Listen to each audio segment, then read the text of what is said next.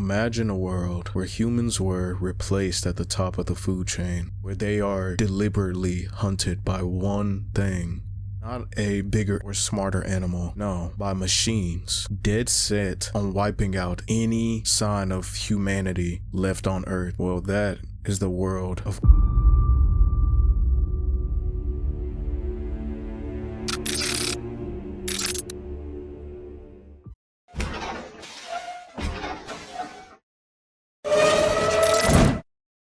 At the time of this recording, I have 23 hours in Arc Raiders so far, and the experience is amazing, nothing short of it.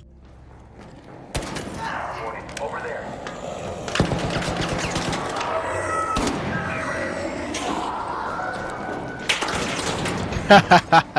In this genre of extraction shooters, most of the time, your only threat is other humans. But in Arc Raiders, they decided to do something different and give you a main enemy other than humans, which is Arcs. And humans take a secondary place as a threat.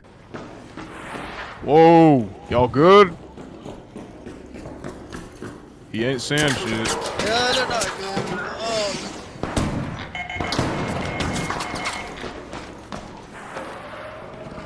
Shark, see if you can get him up. What the fuck is he hitting me with? Behind us. He's right here on this corner, bro. Fuck! I think this change with this game gives it a deeper depth than most extraction shooters that we know. So today I wanted to talk about my experience with Arc Raiders so far and just explain some of the things that I love about this game.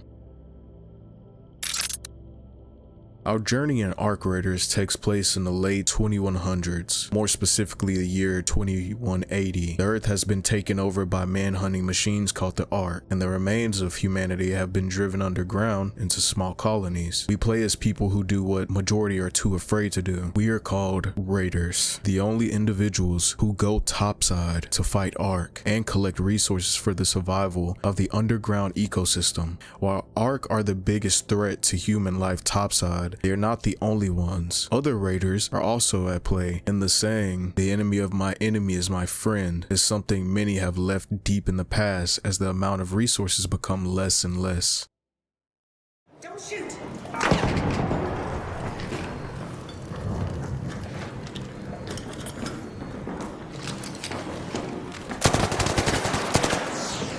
At the end of your tutorial in Arc Raiders, you are shown to be attacked by a group of enemy raiders, and just when you think this character is dead, you are retrieved by a group of people who let you know that they are from a place underground called Speranza.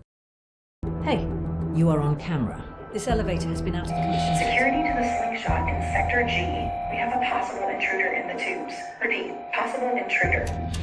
When the elevator stops, exit with your hands raised. I cannot let you in until you show your face. One question I had when I started this game was, why are we fighting other raiders if we're all underground surviving? And then I realized these other players that you find outside of your party are not of Speranza. They are from other colonies that are underground. So canonically, you and your group are the only ones from Speranza, while others from your eyes and your perspective are not.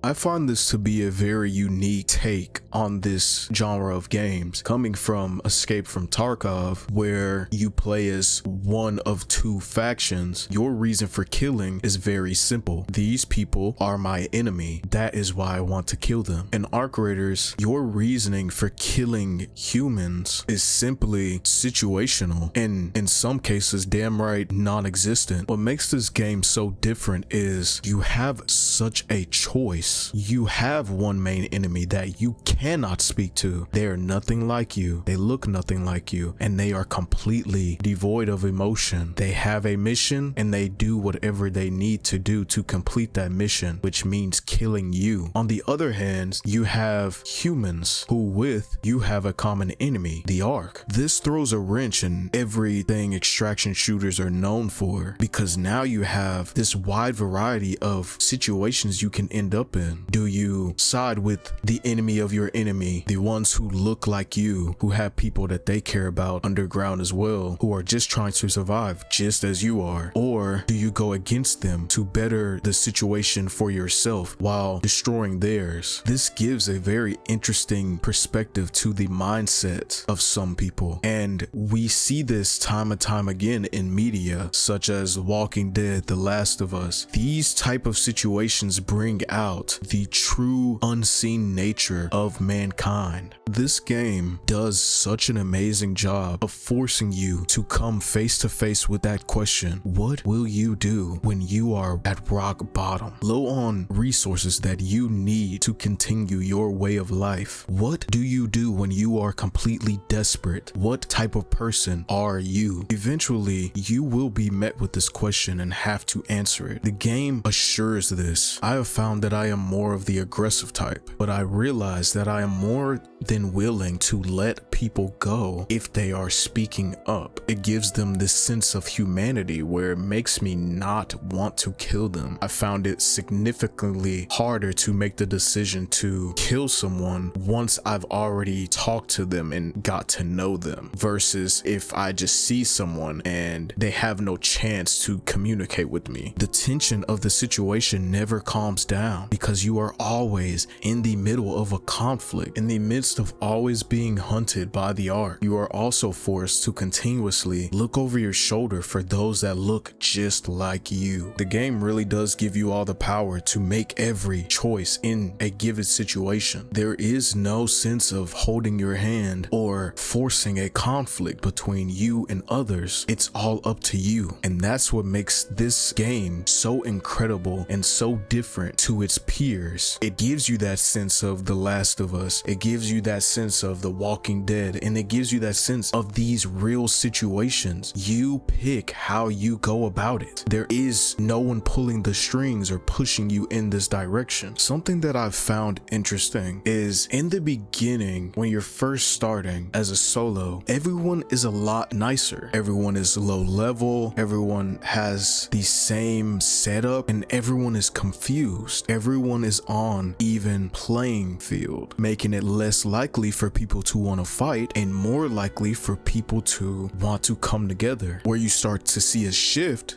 is the more you level up and the amount of people you have. Once you get to a certain level, people are more comfortable and know the basics of the game, and they probably have better loot. So it gives them the confidence to go against you. And you see the same confidence when there's more than one person in a squad. Whenever you see a duo, trio, it's less likely they are going to want to team up with you. They already have their pack of people. There's no use for you. I'm not saying this is the case majority of the time. I've noticed in my playthroughs, majority of people are topside for a reason, and it's not to fight others. The interactions are overwhelmingly positive most of the time, and it gives you this sense of camaraderie. But just as you get comfortable, you run into that one situation where it is not positive, it is not friendly, you are indeed in danger. Then you are reminded the reality of your circumstances. You are never safe. It is this tension that has drawn me to this game. It is this tension that gives this game endless possibilities. This is why this game will not get boring. To finish off this video, I ask you to play Ark with this in mind and just see how different the game is. See how you react. See how others react to you, and see how you think of situations before they even happen. I'd like to take this moment to thank everybody that made it to the end of the video. I would ask you to like this video if you enjoyed it, subscribe if you want to see more content like this, and